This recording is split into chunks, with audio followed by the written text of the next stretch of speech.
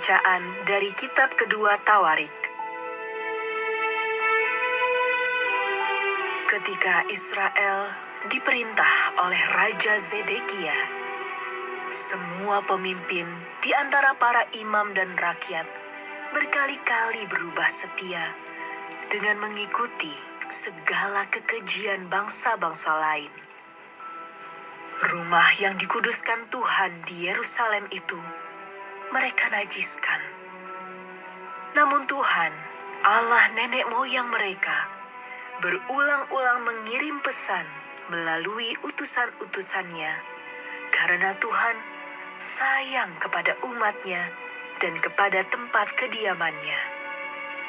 Tetapi mereka mengolok-olok para utusan Allah itu, menghina segala firman Allah dan mengejek nabi-nabinya.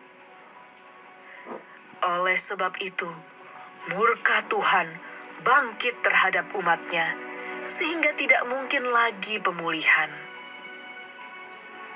Maka Tuhan menggerakkan raja orang-orang Kasdim.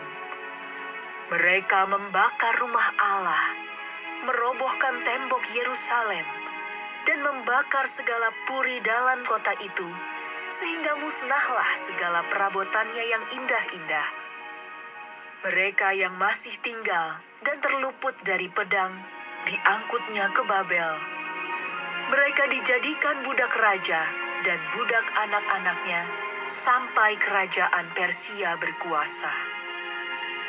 Dengan demikian, genaplah firman Tuhan yang diucapkan Yeremia, sampai tanah ini pulih dari akibat dilalaikannya tahun-tahun Sabat, karena tanah itu menjadi tandus selama tahun Sabat, hingga genaplah 70 tahun. Pada tahun pertama pemerintahan Kores, Raja Negeri Persia, Tuhan menggerakkan hati Kores, Raja Persia itu, untuk menggenapkan firman yang diucapkan oleh Yeremia. Maka dimaklumkanlah di seluruh kerajaan Kores, secara lisan dan tulisan pengumuman ini. Beginilah perintah Kores, Raja Persia. Segala kerajaan di bumi telah dikaruniakan kepadaku oleh Tuhan, Allah semesta langit.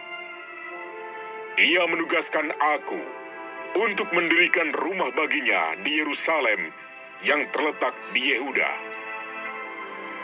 Siapa di antara kamu, termasuk umatnya, kiranya Tuhan Allah menyertainya, dan biarlah ia berangkat pulang. Demikianlah sabda Tuhan.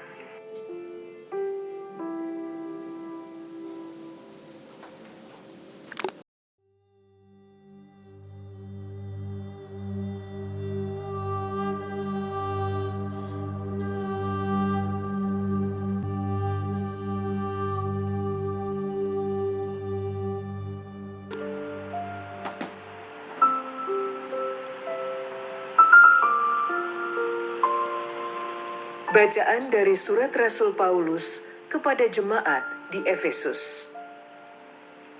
Saudara-saudara, terdorong oleh kasih karunia-Nya yang besar, yang telah dilimpahkannya kepada kita, Allah yang kaya dengan rahmat telah menghidupkan kita bersama dengan Kristus.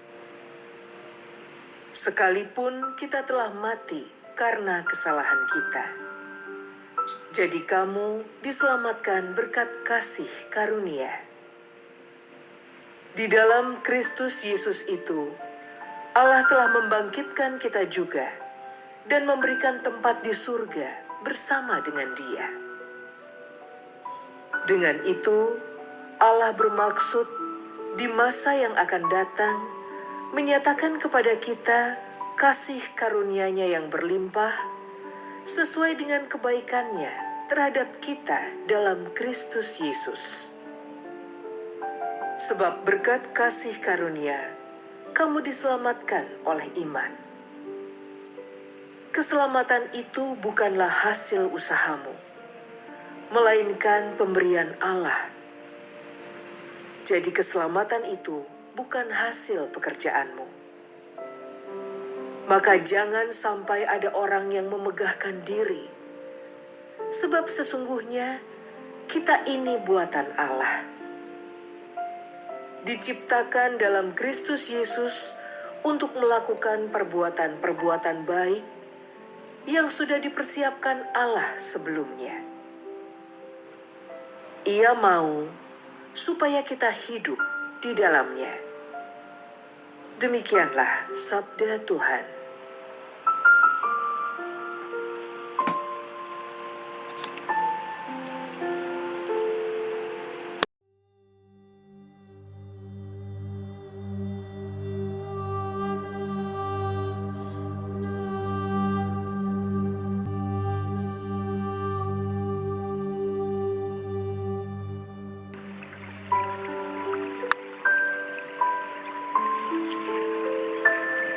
Inilah Injil suci menurut Yohanes.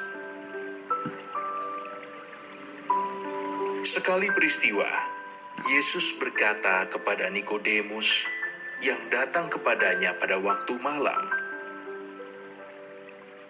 "Sama seperti Musa meninggikan ular di padang gurun, demikian juga Anak Manusia harus ditinggikan, supaya setiap orang yang percaya kepadanya beroleh hidup yang kekal.